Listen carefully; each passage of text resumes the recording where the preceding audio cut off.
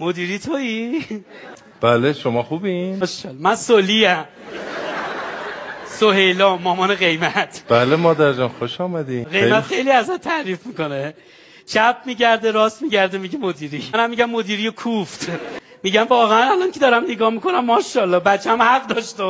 شما لطف دارین مادر. آره. خیلی ممنونم. آره. خیلی ممنون. من بچه‌م بی پدر بزرگ شده. خب خیلی سعی کردم بی پدر نباشم. 7 شوهر کردم شانس نداشته. امان از دست این مردا. دور از جونتون دور از جونتون. شما رو نمیگم. خیلی قیمت دوست داره. یا واسش پدری کن.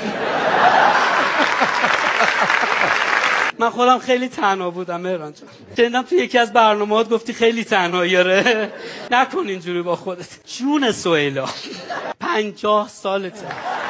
خوشحال شدم از دیدنتون. بفرمایید استراحت کنین. بفرمایید. آره کجا برم کجا بفرما کجا بفرما هی میگی بفرما آدم تنها کجا بفرماد کجا بفرماد میخوای واسط مصمم درست کنم من حالا بعداً عرض میکنم. بفرمایید. بعداً هم هست. من خیلی رو تربیت قیمت حساسم. شماره‌مو برات میذارم. یه وقت اذیت کرد زنگ بزن بیام دنبالش. اذیتم نکرد زنگ بزن نیام دنبالش. خیلی من. بله. میگم قربونت من یه ذره سختمه این مسیر رو دوباره برگردم. یه کمکی بکن با. قربون قدت برم. قربون.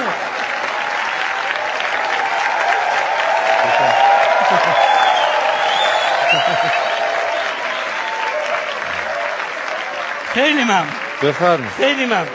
خیلی ممنون. خیلی ممنون.